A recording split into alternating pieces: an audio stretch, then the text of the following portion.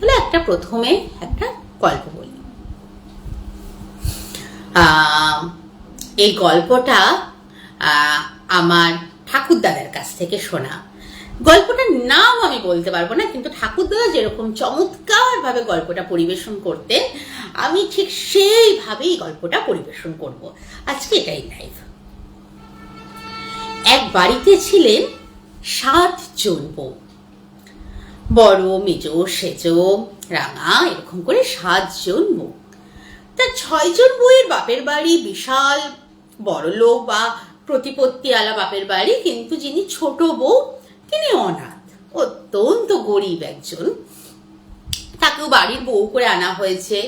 তার বাপের বাড়ি থেকে কেউ কোনোদিনও আসে না, বাপের বাড়ি থেকে কেউ কিছু পাঠায় না, যেখানে অন্যান্য 6 জন বউয়ের বাপের বাড়ি থেকে প্রচুর জিনিসপত্র আসে, প্রচুর মানে আনন্দ উৎসব হয়। কিন্তু ছোট বউয়ের আমি এসে গেছি রিম্পা চেরিয়া দে, অনেক ধন্যবাদ রিম্পা। এই তো ও আমার সব গল্প পড়ে, কমেন্ট করে, আমার খুব ভালো লাগে। মানে ওকে আমি একদম নিজের বন্ধু বলো, বোন বলো বানিয়ে নিয়েছি। এদের সঙ্গে আমার সম্পর্ক তৈরি হয়ে যায়। আজ কিন্তু ভূত না, আজ একটা সুন্দর গল্প। তো সে ছোট বউ ভারী দুঃখী, তার কেউ নেই, বলতে পারা যায় একদম দুঃখিনী সে। কিন্তু বাড়িতে সবাই তাকে ভালোবাসে। তা একদিন এক বর্ষার দিনে 7 বউ গেছে পুকুর পাড়ে কলসি নিয়ে স্নান করতে। বেশ ভালো কথা। তা সবাই একটা করে মনের বাসনা বলছে, যে আমরা সবাই একটা মনের বাসনা বলি। তো যে যার মতো ইচ্ছা মতো খাবার নিয়ে মনের বাসনা বলছে।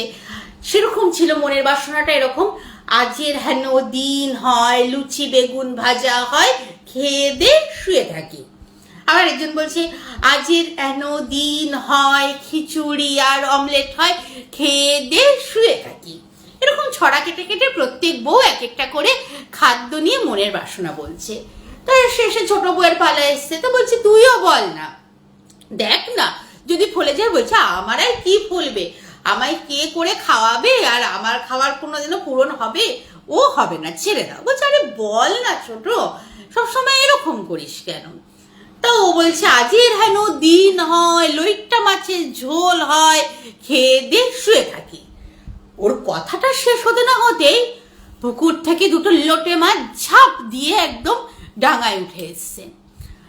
অন্যান্য 6 বউ বলছে দেখ কি চমৎকার তোর সাথে আজকে হয়ে গেল, তুই বললি আর তোর কথা মতো লোটে মাছ 2টো ঝাঁপ দিয়ে তোর কাছে চলে এলো। নে নে তাড়াতাড়ি তাড়াতাড়ি কলসিতে লোটে মাছগুলোকে নে ভর, ওই লোটে মাছের বাড়িতে গিয়ে ভালো করে লোটে মাছের ঝুড়ো বা লোটে মাছের ঝোল করে খেয়ে নিবে, আজকে তোর মনোবাসনা পূরণ হলো। তা কলসিতে করে তো ছোট বউ মাছগুলোকে জল দিয়ে জিয়ে বাড়িতে এনেছে। এইবার তুমি আওয়াজ করো না, আমি লাইভ করছি শোনা।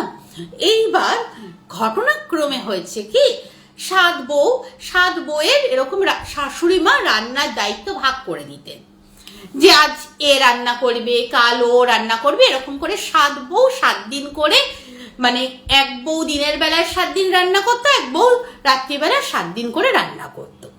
তো সেই সময় ছিল ছোট বউয়ের 7 দিন রাত্রিবেলায় রান্না করার দিন।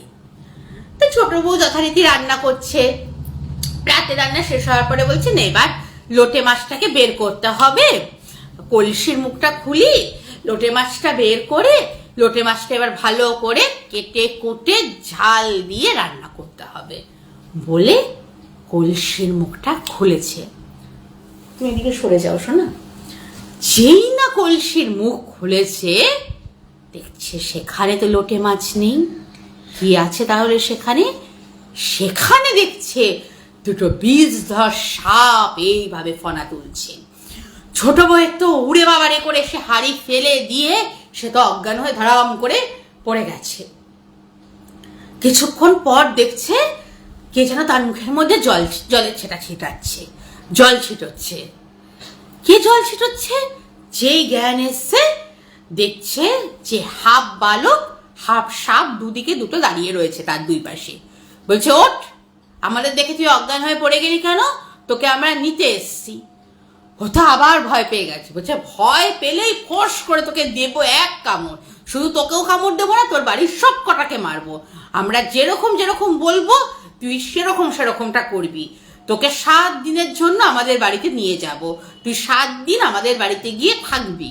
আর যা যা বলবো তুই যদি তাই না করিস তোকেও মারবো, তোর পুরো পরিবারকে মারবো।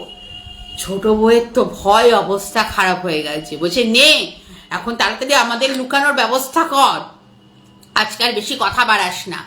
এই বলে বলছে এবার ছোট বউ কি করবে, সে তো কোনোদিন হাতে সাপ ধরেনি। বলছে তুই উড়ে বাবা রে উড়ে মারে করে, মানে সে পুরো একদম তার অবস্থা খারাপ। বলছে অত ন্যাকামো করিস না, আমাদের সঙ্গে গিয়ে তোকে 7 দিন থাকতে হবে, তোকে ধরতেই হবে আমাদের। সে তো প্রায় চোখ বন্ধ করে দুটো সাপকে নিয়েছে হাতে। বলছে কি করবে এবার? বলছে যা বাড়ির বাইরে যা গর্ত আছে ওইখানে আমাদেরকে রেখে দিয়ে আয়, এই হচ্ছে আমাদের নির্দেশ। তো অজ্ঞতা, কিছু করার নেই। ছোট বউ ভয় ভয় ঠাকুরের নাম জপ করতে করতে সেই 2 সাপ বাছাধনকে রেখে এসছে। পরদিন সকাল হতে বাড়িতে সে বিশাল গোলযোগ, বিশাল হই হল্লা। শাশুড়ি মা ছোট বউকে ডাকছে, ছোট বউ ভাবছে আমি কি করলাম, কি হলো, কারোর কোনো অঘটন হলো না তো, কি হয়ে গেল আমার সঙ্গে? তখন শাশুড়ি বলছে এই যে তুমি যে বলতে তুমি অনাথ, এই দেখো তোমার 2 ভাই এসছে, তোমাকে বলছে 7 দিনের জন্য বাপের বাড়ি নিয়ে যাবে। আর ছোট বউ বলছে আমার ভাই, আমার তো কেউ নেই, আমার তো কোনো ভাই নেই, কারা এলো? সে তো ভীষণ অবাক হয়ে গেছে, আমার তো কোনো ভাই বোন কেউ নেই। বলছে তুমি বড় মিথ্যা কথা বলে, এই তো তোমার ভাই এসছে, কি সুন্দর দেখো জামা প্যান্ট পরে তোমার 2 ভাই এসছে, তোমাকে কিন্তু নিয়ে যাবে। তাহলে তুমি যে বলো তোমার কেউ নেই, অন্য বউরাও খুব খুশি। এইবার দেখছে যে সেই 2 সাপ বাবা জীবন, যারা অর্ধেক সাপ আর অর্ধেক বালকের রূপ নিয়েছিল, এখন তারা পুরোপুরি দুটো সুবোধ বালকের রূপ নিয়ে এসছে এবং বলছে আমরা আমাদের দিদিকে বাপের বাড়ি নিয়ে যাব 7 দিনের জন্য, 7 দিন পরে সে আবার দিদিকে ফেরত দিয়ে যাব। ছোট বউ তো মহা বিপদে পড়েছে। এবার তাদের দিকে তাকালেই তারা চোখ বড় বড় করে ইশারা করছে কিচ্ছুটি বলবি না, বললেই ফস ছবল দিয়ে দেব। ছোট বউ আর কি করে, সাপের সঙ্গে এখন তার সাপের বাড়িতে গিয়ে তাকে 7 দিন থাকতে হবে। এইবার বাকি 6 বউ বলছে তাড়াতাড়ি জামা কাপড় গুছিয়ে নে ছোট, যা তোর ভাইরা বাপের বাড়িতে নিয়ে যাচ্ছে, ভালো ভালো জিনিস দেবে, খালি হাতে যেন ফিরিস না, যা যা তাড়াতাড়ি বাপের বাড়ি যা। ছোট বউ আর কি করবে, সে তো মনের দুঃখে ভাবছে এই হয়তো আমার শেষ দিন, যাই আর কি। তো সে আর কি ভাইদের সঙ্গে রওনা হয়েছে। যেই গ্রামের পথ আর কি পেরিয়ে এসছে নদীর ধারে, অমনি তার 2 ভাই আবার অর্ধেক বালক অর্ধেক সাপের মূর্তি ধারণ করেছে। ধারণ করে বলছে নে এবার তো চোখ দুটোকে আমরা টাইট করে বাঁধবো, আর আমাদের 2টো লেজ তুই ধরে থাকবি, তোকে এবার আমরা নিয়ে যাব আমাদের বাড়ি, সেখানে তো 7 দিন তোকে থাকতে হবে। কেন এরকম করছো তুমি? যাও গিয়ে দরজা খুলে আসো। আজকে আমার ছেলের একটা সঙ্গীত সন্ধে হবে, ও কিন্তু শেষে গান করবে, গান করে শোনাবে, ও আজকে ভীষণ মজা করছে। তো যাই হোক, এইবার চোখ তো বেঁধে নিয়েছে তারা। চোখ খোলো, আস্তে করে খোলো, ডিস্টার্ব করো না, লাইভ চলছে শোনা। তো ছোট বউ তো সেই সাপের লেজ 2টো ধরে রয়েছে, এদিকে সাপ মানে ছোট বউকে নিয়ে হু হু করে নদী পার হচ্ছে। ছোট বউয়ের আর কোনো হুশ ঠুস নেই, সে ভাবছে আমি মরে গেছি না বেঁচে আছি, সে শুধু লেজ 2টো ধরে রয়েছে। আর মাঝে মাঝে তারা ফোঁস ফোঁস করে বলছে মোটে গায়ে গুই আওয়াজ করবি না কিন্তু, তাহলেই কিন্তু কপালে দুঃখ, একদম ফানা দিয়ে দেব। তো যথারীতি এরকম করে বেশ কয়েক ঘন্টা অতিক্রম হওয়ার পর এক জায়গায় এসে তার সেই 2 গুণধর সর্প ভাই তার চোখ 2টো খোলে। সে দেখছে চোখ খুলে মানে ভয় কাঁপছে, সে দেখছে সে এসে পৌঁছেছে একটা বিশাল রাজপ্রাসাদের সামনে। বলছে এটা হচ্ছে তোর বাপের বাড়ি, নে এখানে আজ থেকে 7 দিন তুই থাকবি, আমাদের সবার দেখাশোনা করবি, 7 দিন পর তুই যদি আমাদের খুশি করতে পারিস তোকে গা ভরে গয়না দিয়ে তোকে বাপের বাড়ি পাঠাবো। তোর এই 6 বউ বাপের বাড়ি থেকে জানা পেয়েছে, তোকে তার থেকে অনেক গুণ বেশি জিনিস দিয়ে তোকে আমরা বাপের বাড়ি পাঠাবো, কিন্তু এই 7 দিন কোনো বেগরবাই যদি তুই আমাদের সঙ্গে করেছিস আর কথা যদি তুই না শুনেছিস তোকে কিন্তু ছবল ফস করে দেবো আমরা। ব্যাস এই তো এবার সে প্রাসাদে ঢুকে তো মানে যাও ওই ঘরে তুমি চলে যাও।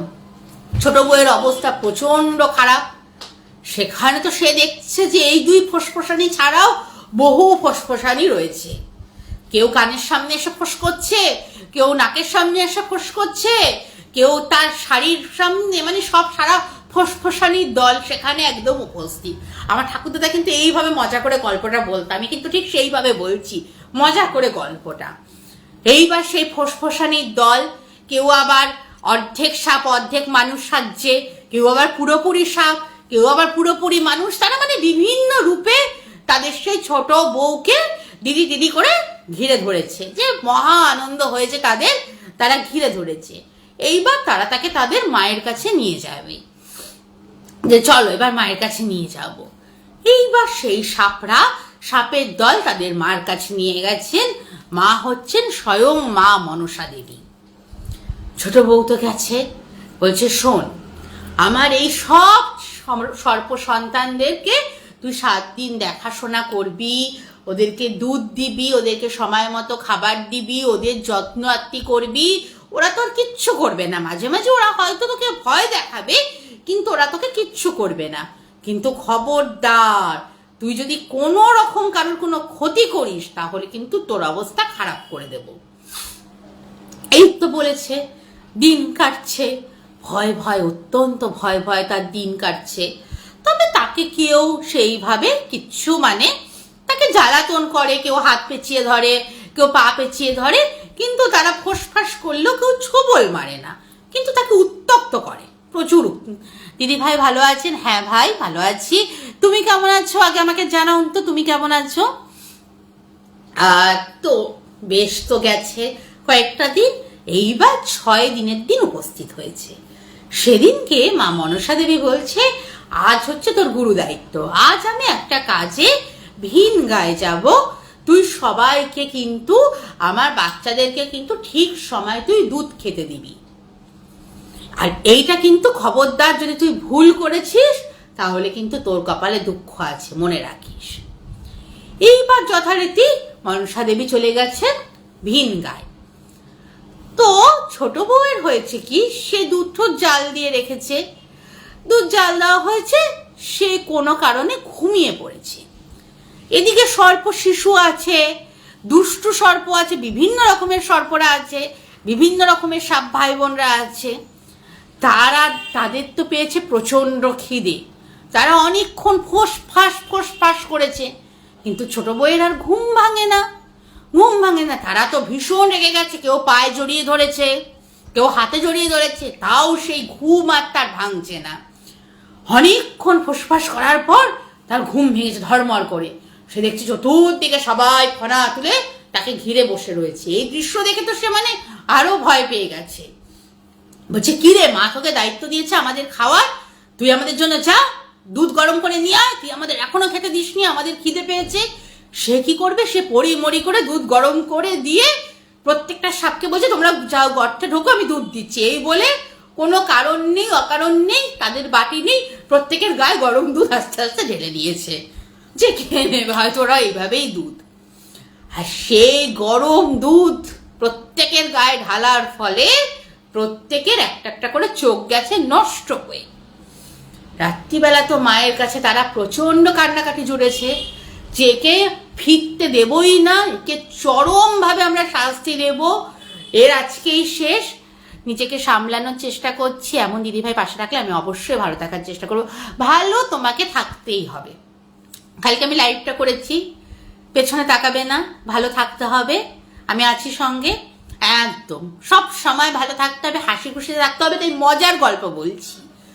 তো এইবার তখন মা শান্ত করেছে, বলছে দেখ ওকে তো আমরা নিয়ে এসছি, ওর ক্ষতি করলে বল আমাদের নিজেদের কি সম্মান থাকবে, ওকে তোরা ফেরত দিয়ে আয়, কিন্তু ওর শাস্তি দেবো আমরা। বলছে বলো কি শাস্তি দেবে? বলছে ও যখন তোদের একটা চোখ সবার অন্ধ করে দিয়েছে, ওর একটা করে সব গয়না দেবো।